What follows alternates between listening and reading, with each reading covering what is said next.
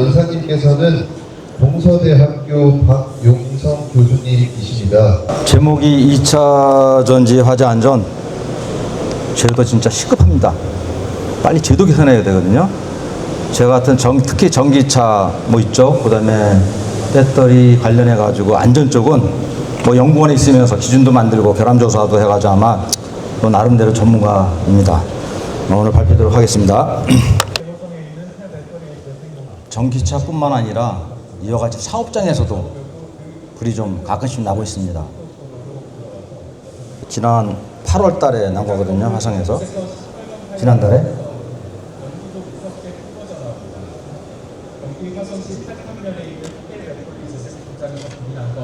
어젯밤 11시 20분쯤입니다. 다친 사람은 없었지만 공장 부분 2개 동과 가설 건축물 1개 동이 이거는 6월 달에 난 겁니다. 화성에서. 전기차 배터리 조세 공장에서 불이나 소방당국이 진화 작업을 벌이고 있습니다. 오늘 오전 11시 여기도 폐배터리거든요. 김해. 그 공장에서 불난 겁니다. 만에 꺼졌습니다. 이 불로 작업을 하던 60대 한 명이 숨지고 2명이 다쳐 병원에서 치료를 받고 있고 소방은 피해 규모를 추산하고 있습니다. 이와 같이 불이 나고 있는데 중요한 건 관리가 안 되고 있다는 겁니다. 보다시피 그 폐배터리 처리 공장에서 발생한 배터리는 어떤 고위험 물질이지 않습니까? 그래서 이와 같이 관리를 해야 되는데 관리가 좀 부족하다. 그래서 관리 체계를 구축할 필요가 있다 겁니다.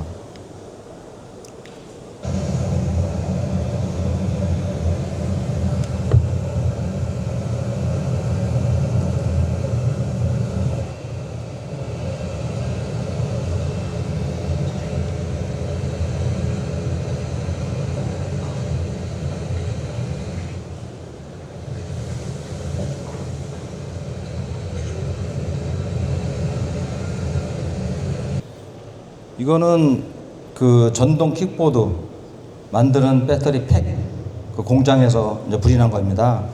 이것도 좀 뭔가 좀 관리가 제대로 안 되고 있어서 이제 불이 난 걸로 보고 있습니다.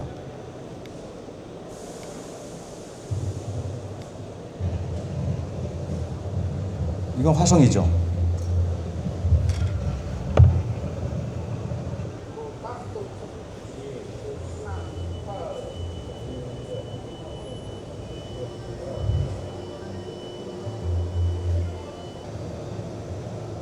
이와 같이 어떤 공장에서 불이 나는데 어떤 제가 주장한 거는 뭔가 좀 제도를 찾아서 뭔가 좀 시급히 개선해야 되지 않냐 이제 그런 의견입니다.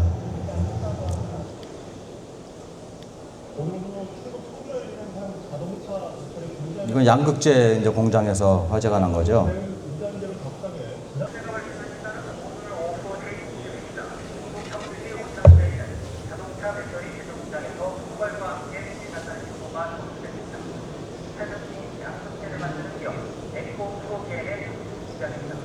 우리나라 공장에서 퍼져나온 거품 가스가 하늘로 휘날리면서 수킬로미터 떨어진 곳에서도 목격되고 있습니다.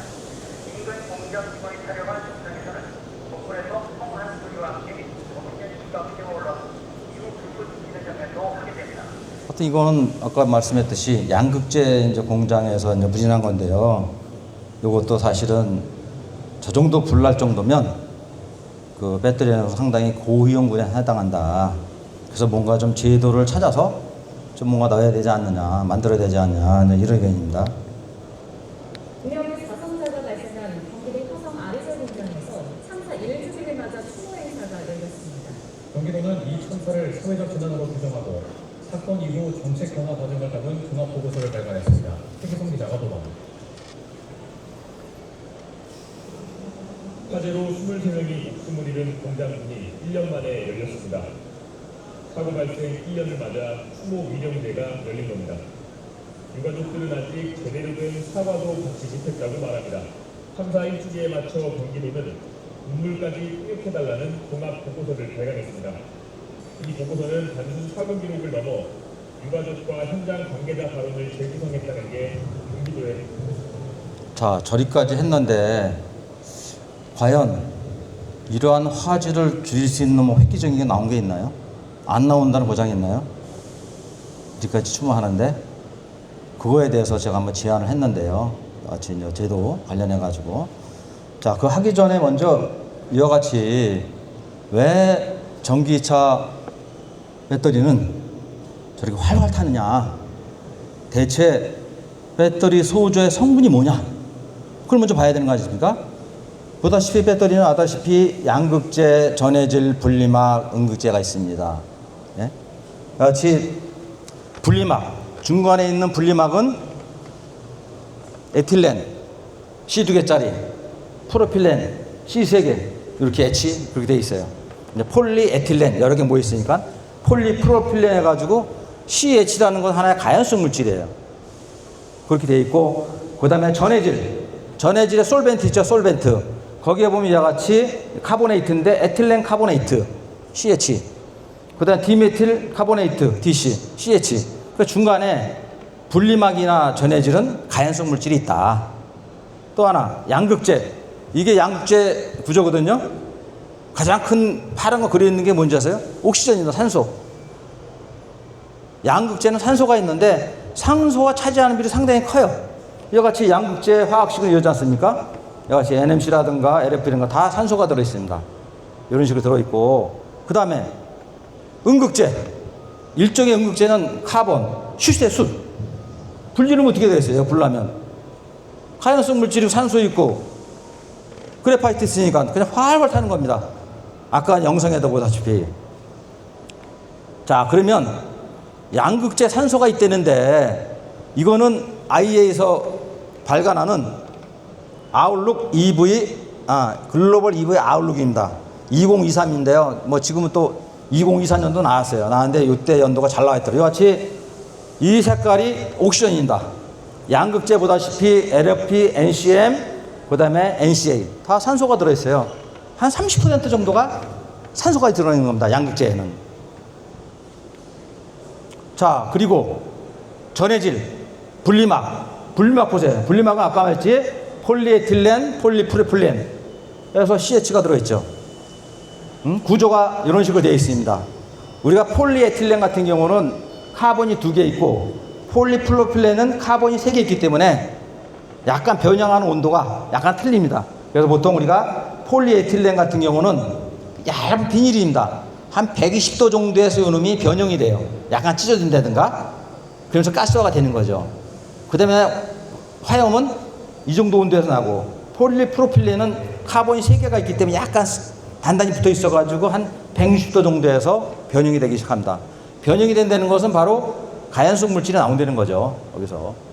그리고 전해질은 이제 기본이 우리 카보네이트 아닙니까? 이동수단. 거기 보면 같이 에틸렌 카보네이트, 프로필렌 카보네이트, 디메틸 카보네이트, 뭐 이게 다 중간에 있는 전해질 화학식입니다. CH가 다 들어있죠. 여기도 특성상 보면 우리가 에틸렌 카보네이트라든가 프로필렌 카보네이트 같은 경우는 같이 고리 구조로 되어 있기 때문에 한 230도 정도가 되면 가스가 쫙 CH로 빠져나옵니다. 그 다음에 이와 같이 뭐 디메틸 카보네이트는 사슬구제예요. 약간 잘 풀리겠죠. 그래서 이거 같은 경우는 한 90도 내지 100도.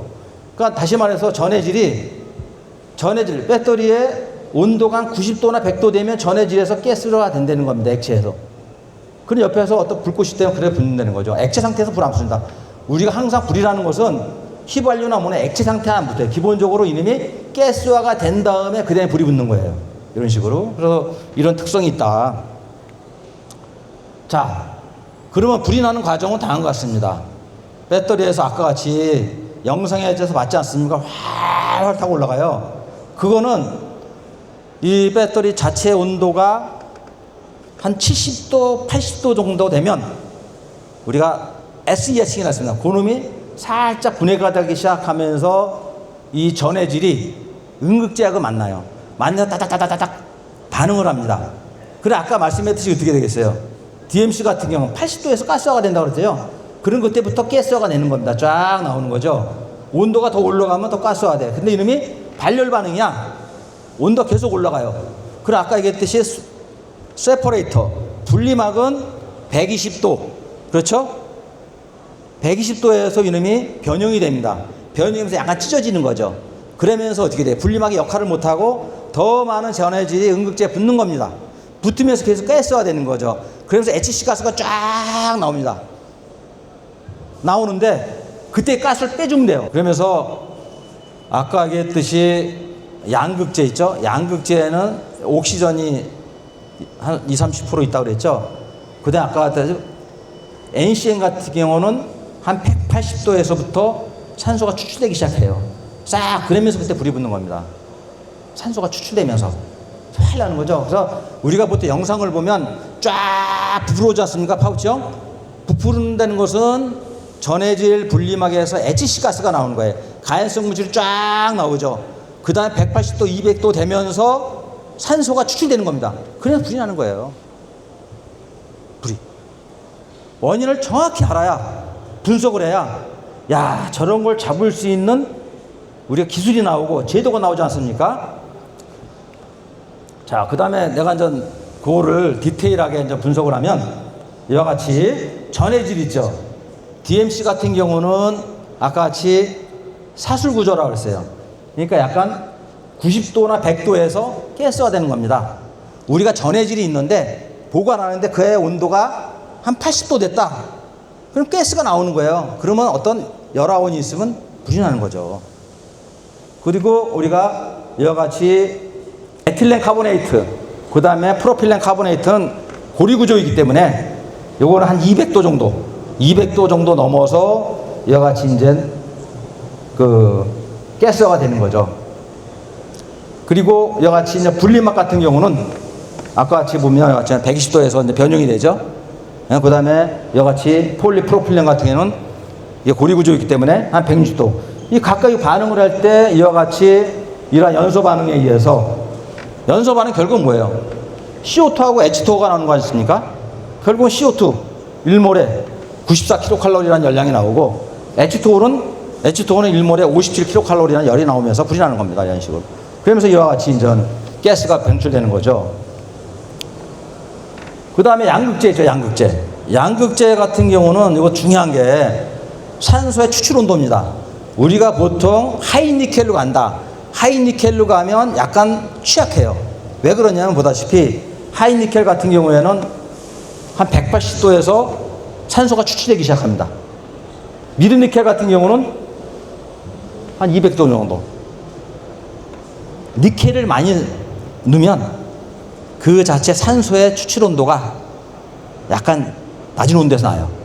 예, 그런 게 있고, 그 다음에 우리가 뭐냐면 인산철은 좀 화재 성능은 떨어지지만 화재에 좀 안전하다 말이죠.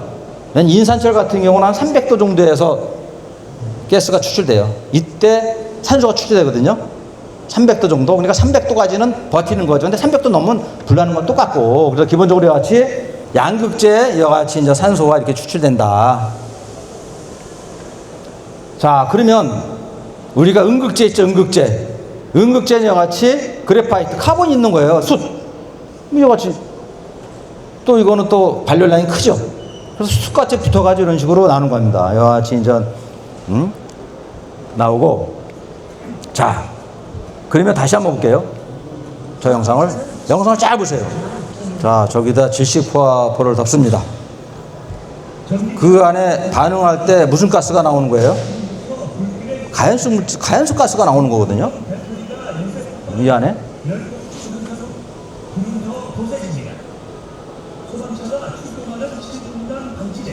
전기차의 배터리 온도는 1100도까지 치솟습니다. 이때 소방관들이 질식포화포를 덮고 물을 뿌리자 질식포화포를 왜 덮죠? 보통 산소를 차단하기 위해서 질식포화포를 덮는 건데, 아니 배터리 안에 이미 소재 안에 산소가 있거든. 네?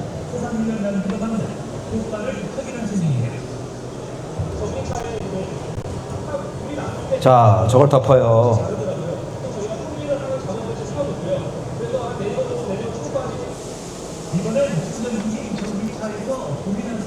보면 여기도 질식포화포를 쫙 덮었잖아요. 부풀어 올랐죠. 와, 나 사고 안 나면 천만이다.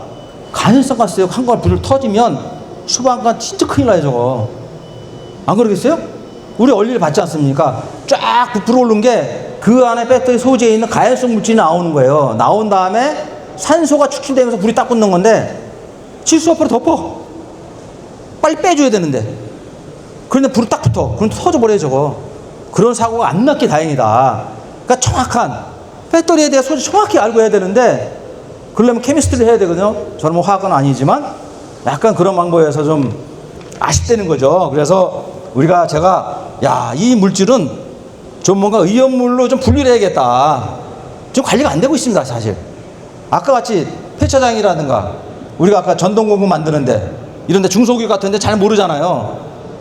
잘 관리가 안 되는 거 곤란한 겁니다, 같이. 그래서 이 법을 보니까 의연물 안전관리법이라는 게 있어요. 자동차는 자동차 관리법이 있는데 여기에 보면 먼저 의연물이라면 인화성, 발화성 등 성질을 가지는 것으로서, 그렇죠? 아까 같이 있잖아요, 인화성이. 그럼 그걸 의연물로 지정을 해야 되는 거죠. 두 번째, 지정 수량이 있어요. 그렇다고 조그만 양을 가지고 할 수 없지 않습니까?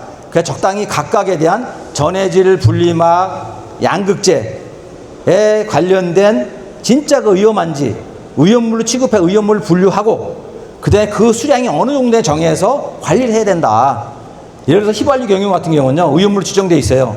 그래서 한 2,000리터 정도, 뭐 1,000리터, 2,000리터 그렇게 가지고 있으면 의연물로 관리가 되면서 여러 가지 안전 시설을 쫙 구비하게 돼 있어요. 법에 의해서 하는 거고, 이와 같이 보면 법에 법령 시행령에 있어요. 별표에 여기 의연물과 지정 수량으로 지정을 해야 된다라는 것이 빨리 시급하다는 거죠, 이 제도가. 그래서 이와 같이 다시 말씀드리면 전해질이라는 것은, 그렇죠, 전해질, 연료소 뭐 가연성 물이 나오지 않습니까? 인화점이 낮다. 열에 쉽게 가연하고 기체를 발생하잖아요. 기체가 나오면서 불이 붙는 거거든. 양극재 같은 경우는 자체적으로 산소가 발출되잖아요. 하이니켈 같은 경우 한 180도만 되면 가스가 나와요. 산소가 추출된단 말이야. 이런 거, 음극재, 이런 게 있다. 그래서 이와 같이 이 각각에 대해서 우리가 의연물을 지정해야 된다는 거죠, 법령으로. 시급히 이런 걸 해야 된다는 겁니다. 이와 같이 우리가 지정수에 의연물 분류한 데 쭉 있습니다. 뭐 이렇게 하고 여기 해야 된다는 거고요. 관련해 가지고는 제가 사실 지난번 요거 난 날이 바로 대통령 확정된 날이더라고요. 그날 제가 기고문 적었는데 이와 같이 이러한 전해질 분리만 양극재에 관련해서 다시 정밀하게 위험성을 확인한 다음에 의연물로 지정할 필요가 있다라고 제가 이제 기고문을 쓴 거고요. 그 다음에 사실 이제 제가 국민 제안으로 저건 6월 달에 썼는데 이제 방학 때 가지고 7월 달에 국민 제안으로 이제 올려놨죠. 이런 식으로. 그래서 이와 같이 의연물 소재 지정해야 된다. 2차 소재의 의연물 분류는 아까 뭐 설명 다 드렸잖아요. 다 아실 거예요.